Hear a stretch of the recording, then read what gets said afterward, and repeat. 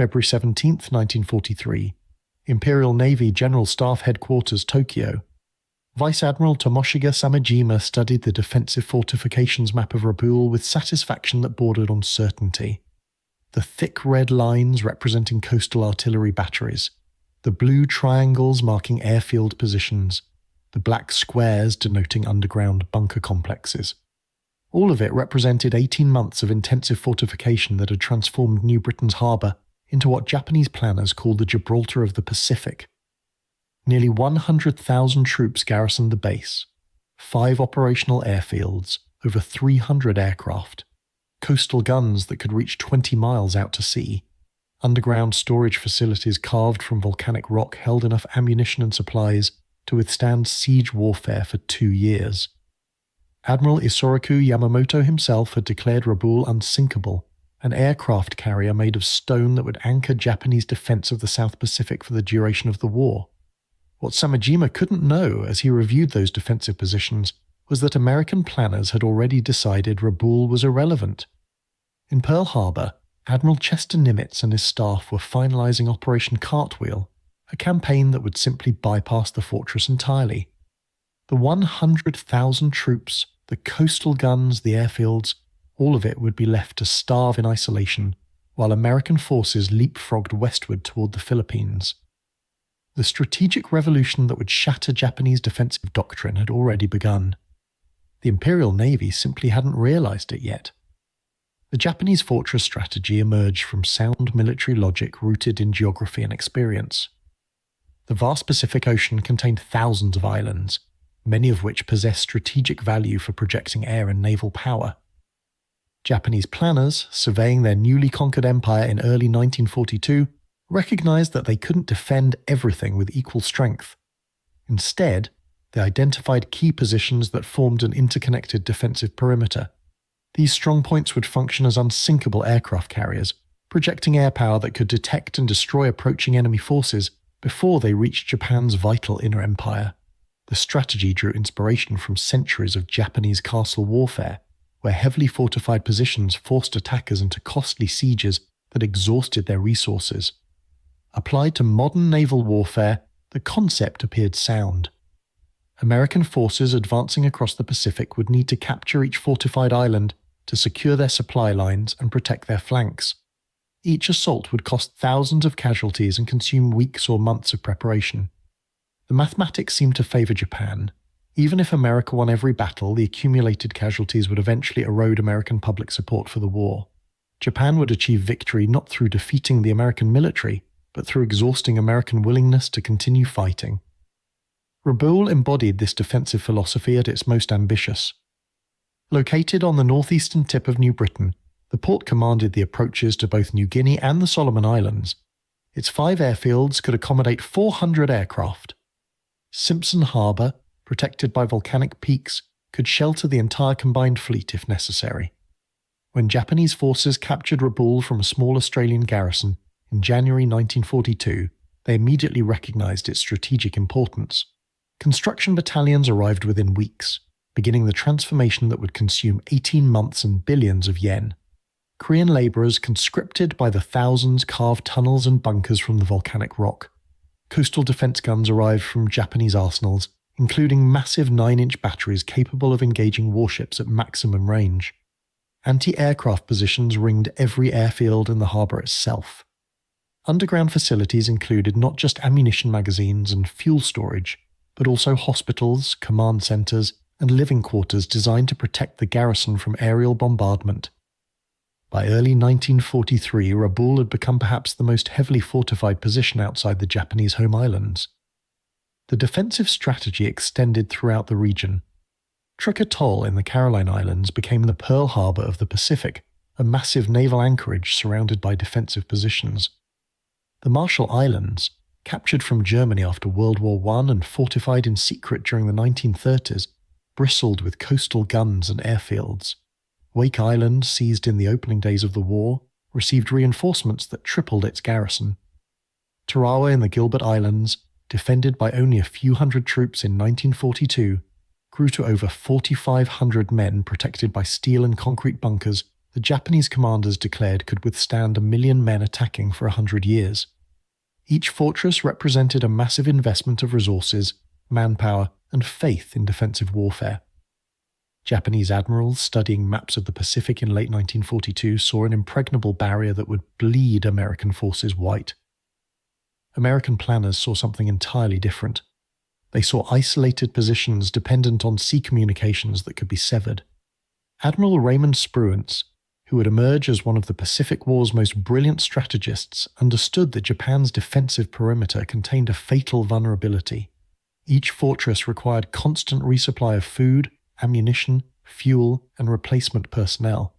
Cut those supply lines, and even the most formidable defensive position became a prison for its own garrison. The concept of bypassing strongly held positions wasn't entirely new to military theory.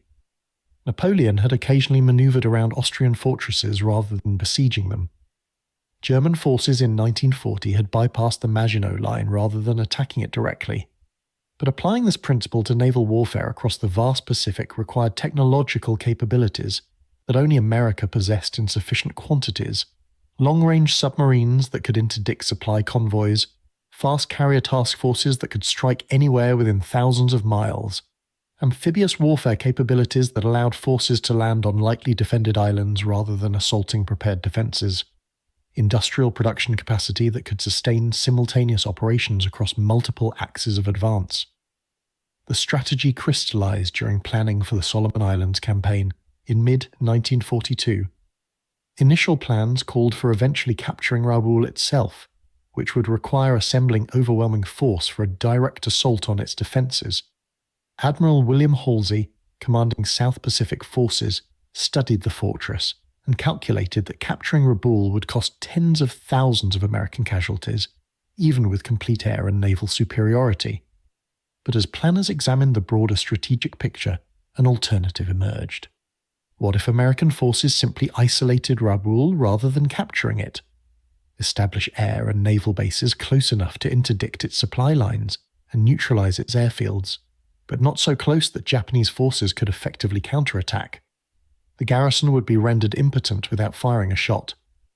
MacArthur's forces advancing through New Guinea and Halsey's forces advancing through the Solomons could converge, creating a ring of airfields that would make Rabaul untenable without requiring its capture. The proof of concept came with Operation Cartwheel, the campaign to isolate Rabaul, which began in earnest in June 1943. American forces bypassed several strongly defended positions in favor of seizing lightly held islands that possessed suitable airfield sites. Rather than attacking Kolombangara Island with its 5,000 Japanese troops and extensive fortifications, American forces landed on lightly defended Vella La Vella and built an airfield there. The Kolombangara garrison found itself cut off, unable to influence operations, consuming supplies but contributing nothing to Japan's defensive efforts. The pattern repeated throughout the Solomons. Strongly held positions were bypassed in favor of weaker points that could be developed into bases threatening Japanese supply lines. Each successful bypass reinforced the concept's validity. Japanese commanders initially interpreted these movements as timidity rather than strategy. When American forces bypassed Kolombangara, Vice Admiral Tomoshika Samejima reported to Tokyo that American casualties at New Georgia had made them unwilling to attack stronger positions. The Imperial Navy General Staff congratulated themselves on the success of their fortress strategy. American forces were being channeled into costly battles for secondary positions, while major strongpoints like Rabaul remained untouched. This interpretation seemed confirmed when American casualties mounted at Bougainville, where Japanese forces launched aggressive counterattacks against the beachhead. What Japanese analysts failed to recognize was that American strategy accepted these tactical setbacks as the price of strategic advance. Each island captured, regardless of cost, extended American air power's reach and constricted Japanese defensive space. The Americans weren't avoiding strong positions out of weakness, but out of calculated recognition that capturing them was unnecessary. The full shock of realization came slowly to Japanese commanders, arriving in stages rather than as a single moment of clarity. The first inklings appeared in November 1943 when American forces landed in the Gilbert Islands. Japanese intelligence expected attacks on the heavily fortified atolls of Tarawa and Makin, and indeed both were assaulted. But after securing these positions, American forces didn't continue westward through the marshals in sequence. Instead, the next American blow fell on Kwajalein in February 1944, bypassing the heavily fortified atolls of Votja, Maloelap, Mili and Jaluit entirely. These garrisons, totaling over 15,000 troops with extensive fortifications, suddenly found themselves isolated hundreds of miles behind American lines. Their coastal guns pointed uselessly at empty ocean. Their aircraft, when fuel was available, flew against empty sky. The supplies carefully stockpiled for desperate defense would instead be consumed slowly in pointless garrison duty. Admiral Minichi Koga, who had succeeded Yamamoto as commander of the combined fleet after his death, struggled to formulate a response. Japanese doctrine emphasized decisive battle, the climactic engagement where superior fighting spirit would overcome American material advantage. But how could you force decisive battle with an enemy who refused to attack your prepared positions? Koga issued orders for increased air attacks against American positions, hoping to inflict enough casualties to slow the advance. But American air defenses, backed by radar-directed anti-aircraft fire and swarms of fighters, turned these attacks into one-sided slaughters. Japanese naval aviation, which had dominated Pacific skies in 1942, was being systematically destroyed not in decisive carrier battles, but in grinding attrition against land-based defenses it couldn't overcome. The situation grew more desperate with MacArthur's advance along New Guinea's northern coast. Japanese forces had established strong positions at Wewak and Madang, complete with extensive airfields and defensive fortifications. MacArthur's intelligence officers identified these positions and recommended bypassing them, entirely in favour of leaping 500 miles westward to Hollandia. The recommendation seemed almost insane. Hollandia lay deep in what Japanese planners considered their secure rear area. Its defences were minimal, designed only against the possibility of commando raids. Surely the Americans wouldn't bypass so many strong positions to strike so far into Japanese territory. But on April 22, 1944, 4 American divisions supported by naval gunfire and overwhelming air superiority came ashore at Hollandia against token opposition. The garrison of 11,000 Japanese, most of them service troops rather than combat infantry, fled into the jungle where most would eventually die from starvation and disease. The 30,000 troops at Wewak and Madang suddenly found themselves hundreds of miles behind American lines with no possibility of effecting ongoing operations. Their positions, fortified at enormous expense, had become irrelevant overnight. Back in Tokyo, the Imperial Navy General Staff struggled to comprehend what was happening. Traditional military logic suggested that armies advancing through hostile territory needed to secure their supply lines and protect their flanks. How could American forces simply leave major Japanese concentrations in their rear? The answer lay in American naval and air superiority so complete that Japanese garrisons posed no threat to supply convoys sailing past them. American submarines and aircraft had made Japanese sea communications so hazardous that isolated garrisons couldn't be reinforced or supplied. Meanwhile, American logistics trains delivered thousands of tons of supplies daily to forward bases, enabling sustained operations far from secure rear areas. The Americans had fundamentally changed the rules of Pacific warfare, and Japanese doctrine had no answer. The psychological impact on Japanese commanders manifested in increasingly desperate orders and unrealistic planning. Admiral Soemu Toyoda, who replaced Koga after his death in March 1944, devised Operation Eigo, a plan for decisive fleet battle that would destroy American carrier forces and restore the strategic balance. The plan depended on land-based air power from bases throughout the Marianas, Carolines, and Western Pacific to whittle down American carrier strength before the decisive surface engagement. But the island-hopping strategy had already made this plan obsolete before its conception. American forces bypassing Japanese strongpoints meant that carefully positioned land-based air forces couldn't engage American carriers until those carriers chose to attack. When American forces invaded Saipan in June 1944, the land-based aircraft that were supposed to weaken American carrier power had already been destroyed in raids against their airfields. The Battle of the Philippine Sea became a one-sided slaughter that Japanese pilots called the Great Marianas Turkey Shoot. Japanese naval aviation, rebuilt painfully after earlier losses, ceased to exist as an effective force. The capture of Saipan and subsequent seizure of Tinian and Guam in summer 1944 demonstrated the full maturity of American bypassing strategy. These islands possessed strategic importance because their airfields could accommodate the new B-29 Superfortress bombers capable of reaching Japan itself. Japanese commanders had expected that any American advance toward the Marianas would require first capturing the Caroline Islands, including the major fleet base at Truk. Instead, American forces had bypassed Truk entirely after devastating it with carrier raids in February 1944. The 50,000 troops and extensive facilities at Truk, Japan's Pearl Harbor of the Pacific, sat uselessly while American bombers based in the Marianas began systematically destroying Japanese cities. The fortress that was supposed to protect Japan's inner defensive perimeter had been bypassed and rendered strategically irrelevant. At Rabaul, the garrison that Vice Admiral Samejima had been so confident would bleed American forces white instead found itself slowly starving. American air bases established throughout the Solomons and New Guinea maintained continuous patrols that made daylight supply runs impossible. Submarines prowled the approaches, sinking the few vessels that attempted nighttime supply missions. The garrison, which had peaked at over 100,000 personnel, began consuming its stockpiled supplies with no prospect of replacement. The elaborate tunnel systems that were supposed to protect against American assault instead became shelters against American bombing raids that faced little opposition.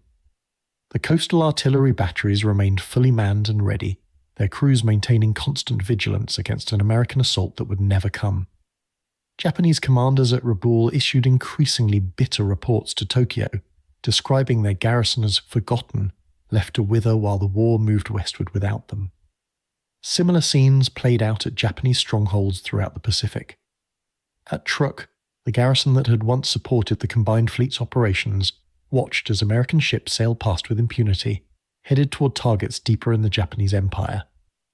At Wewak, 30,000 troops maintained their defensive positions, while American supply convoys regularly passed offshore, occasionally visible from the beaches. These garrisons had food, ammunition, and determination in abundance. What they lacked was any ability to influence the war's course. They had become strategic non-entities, consuming resources Japan desperately needed elsewhere, while contributing nothing to the empire's defense.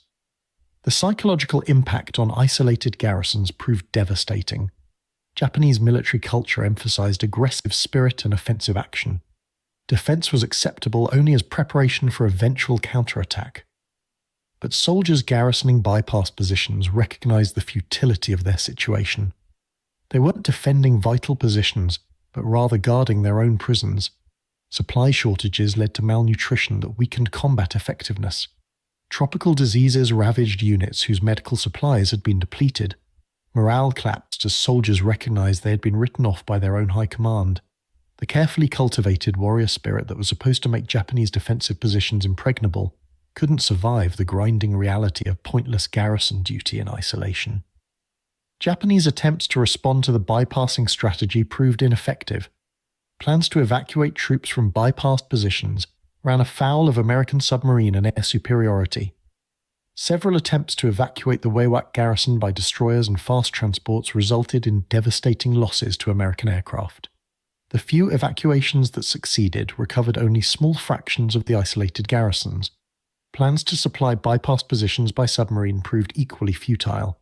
Japanese submarines, designed primarily for fleet operations against warships, lacked the cargo capacity for meaningful supply missions. The few attempts made demonstrated that submarines couldn't deliver enough supplies to sustain large garrisons. Meanwhile, American submarines were sinking Japanese merchant shipping at rates that made even supplying positions along the main defensive perimeter increasingly difficult. The strategy's full implications became undeniable during MacArthur's return to the Philippines in October 1944. Japanese planners had expected the American advance to proceed methodically through the Western Pacific, giving Japan time to prepare defenses and husband resources for decisive battle. Instead, MacArthur leapfrogged directly to Leyte in the central Philippines, bypassing hundreds of thousands of Japanese troops throughout the Southwest Pacific and Netherlands East Indies. The entire Japanese position south of the Philippines collapsed strategically, though tens of thousands of troops remained in place, cut off and irrelevant. Imperial headquarters had fortified positions throughout the region at enormous cost. All of it had been rendered worthless by an American strategy that simply refused to attack prepared defences. Admiral Toyoda's plan for decisive naval battle at Leyte Gulf represented Japan's last attempt to restore the strategic balance through traditional fleet action. The plan accepted enormous risks, including dividing Japanese naval forces in the face of superior enemy strength.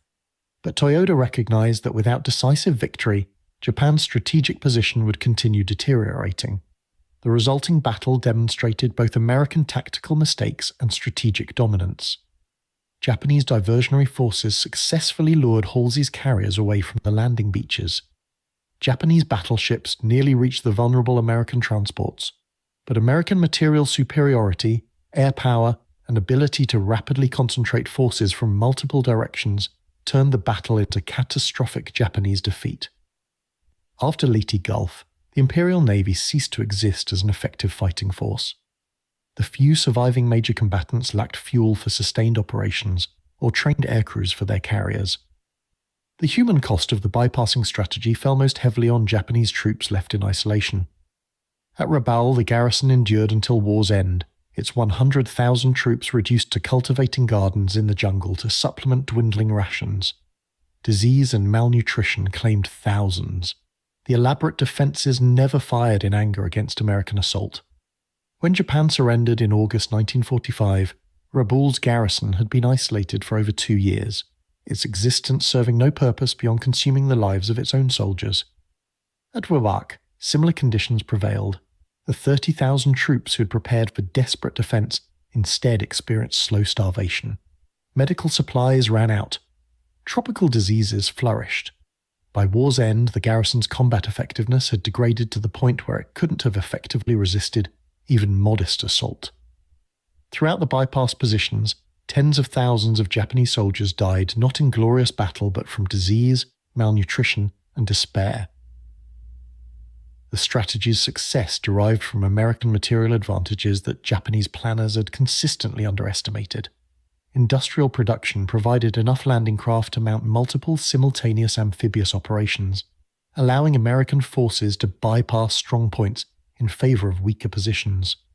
Naval construction delivered enough carriers, battleships, cruisers, and destroyers to provide overwhelming support for multiple invasion forces while maintaining air and sea superiority across thousands of miles of ocean.